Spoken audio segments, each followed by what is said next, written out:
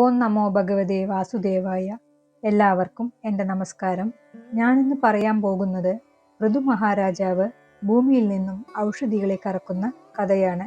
ശ്രീ മൈത്രേയ പറഞ്ഞു, പൃഥുവിൻ്റെ കോപം ശമിക്കില്ലെന്ന് കണ്ട് ഭൂമിദേവി പറഞ്ഞു, പ്രഭു കോപിക്കരുത്, എൻ്റെ അവസ്ഥ ഞാൻ പറയാം. ബ്രഹ്മാവ് ഔഷധി ബീജങ്ങളെ എന്നിൽ നിക്ഷേപിച്ചത് പ്രാണികളുടെ ജീവനത്തിനും യജ്ഞാദികൾക്കുമായിട്ടാണ്. എന്നാൽ അസത്തുക്കളായ രാജാക്കന്മാരുടെ ഭരണത്തിൽ ഇവ രണ്ടും നടക്കാതെയായി. കള്ളന്മാരും കൊള്ളക്കാരും മാത്രം യഥേഷ്ടം അനുഭവിച്ചു തുടങ്ങി.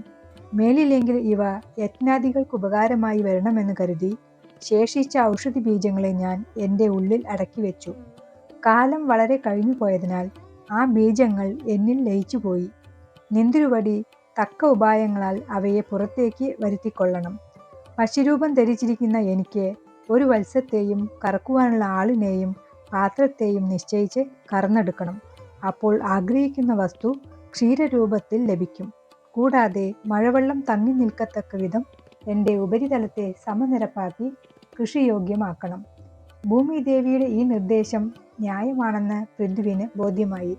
അദ്ദേഹം മനുവിനെ വത്സമാക്കി തൻ്റെ കൈയാകുന്ന പാത്രത്തിൽ സകല ഔഷധികളെയും കറന്നെടുത്തു.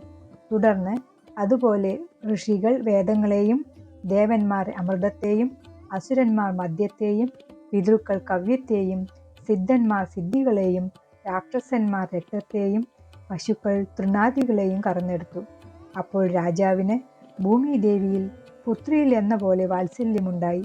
ഭൂമിയെ നിരപ്പാക്കി പ്രജകൾക്ക് ഉചിതമായ വാസസ്ഥാനങ്ങൾ, ഗ്രാമങ്ങൾ, പട്ടണങ്ങൾ, കോട്ടകൾ, വ്രജങ്ങൾ മുതലായവയെ നിർമ്മിച്ച് അവരെ സുഖമായി വസിപ്പിച്ചു.